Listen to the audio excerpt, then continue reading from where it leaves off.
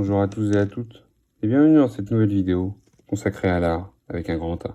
Je suis Pascal, je suis professeur de français, d'histoire et de géographie. Aujourd'hui, j'aimerais vous parler d'un tableau que j'apprécie tout particulièrement, autant pour sa beauté que pour ses nombreux mystères, La Belle Ferronnière de Léonard de Vinci, ou Portrait de femme, dit à tort, La Belle Ferronnière, au sourire mystérieux et au regard hypnotisant. Le tableau a été restauré fin 2014, début 2015. Nous verrons pourquoi cette précision.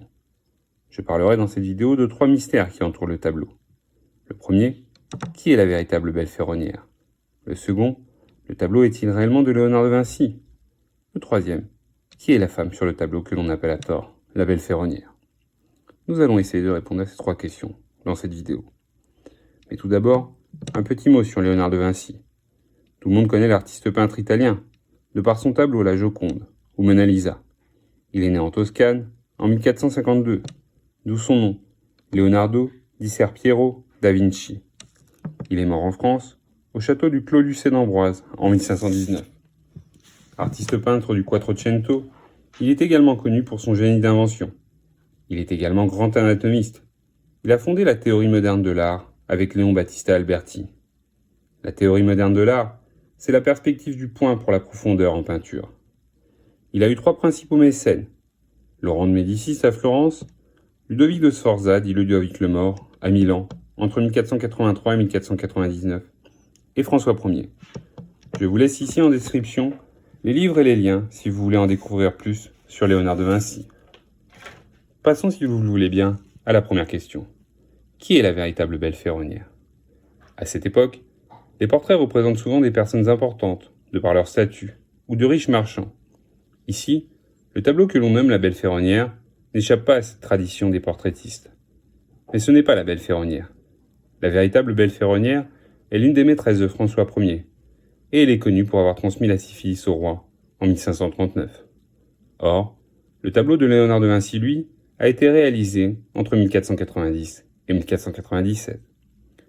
On ne sait pas grand-chose de vrai et d'historique sur cette femme à part cela. Mais c'est elle, la véritable Belle Ferronnière. Elle est représentée sur un tableau de profil, attribué au départ à Léonard de Vinci. Mais le tableau n'est pas de la qualité du peintre. Il sera réattribué à un artiste de l'entourage de Léonard de Vinci, classé de la part du Louvre comme atelier de Léonard.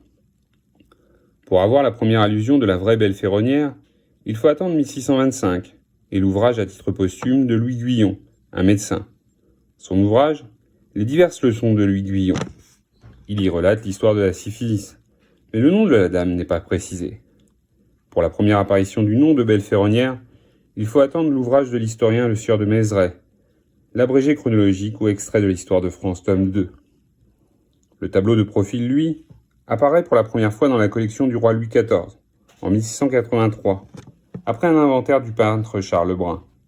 Ce tableau fait partie des collections du Louvre, mais il est rarement exposé, car beaucoup moins beau que celui de Léonard de Vinci. Le tableau de la vraie Belle Ferronnière représente une femme de profil, sur fond noir, sur un panneau de bois. Elle est habillée à la mode française, avec une grande coiffe qui descend jusqu'en bas de ses épaules, avec ses ornements pour maintenir la chevelure. L'habit est caractéristique des femmes françaises de la fin du XVe, début du XVIe siècle. C'est elle, la vraie Belle Ferronnière. Passons à la seconde question. Le tableau est-il réellement de Léonard de Vinci? Reprenons la précision du début. Tableau restauré fin 2014, début 2015. Le tableau n'a aucune signature, et dans les documents anciens, personne n'évoque clairement Léonard de Vinci. Il va falloir le travail de ce qu'on appelle le connoisseurship, ou art du connaisseur, c'est-à-dire le travail d'analyse stylistique d'un tableau, le travail également de comparaison des œuvres entre elles, autour d'un artiste, pour permettre de valoriser les tableaux. C'est ce qui a permis dans un premier temps d'attribuer le tableau de la fausse Belle Ferronnière, le tableau de 3/4, à Léonard de Vinci. Pourtant, certains détails du tableau ne sont pas habituels chez Léonard de Vinci, qui fait toujours un travail d'une grande précision dans la reproduction de la nature. On parlera par exemple du bijou, la ferronnière, qui tient la chevelure, et qui est rendu assez naïvement, ou encore du parapet d'en bas, qui coupe la composition, et qui doit créer de la perspective, mais qui avant restauration paraît assez plat. On pensait donc au départ que ce tableau avait été peint par l'un des meilleurs élèves de Léonard, Giovanni Antonio Boltraffio, jusqu'en 1990. Mais après la restauration de 2015, où il y a eu un allègement du vernis par rapport à la restauration précédente qui datait de 1952, eh bien le tableau va retrouver cette tonalité froide, cette tonalité que l'on retrouve dans l'ombre près du cou, sur la joue ou sur le front, qui s'oppose au rougeâtre du tableau avant restauration, dû à la superposition de vernis, donnant un rendu assez médiocre de la qualité picturale. La qualité du tableau étant redevenue extraordinaire, ainsi que la composition, permet de privilégier la piste de Léonard de Vinci. Passons maintenant à la troisième et dernière question. Qui est la femme sur le tableau que l'on appelle à tort la belle ferronnière, et qui est maintenant dénommée au Louvre sous le titre de portrait de femme, dit à tort la belle ferronnière?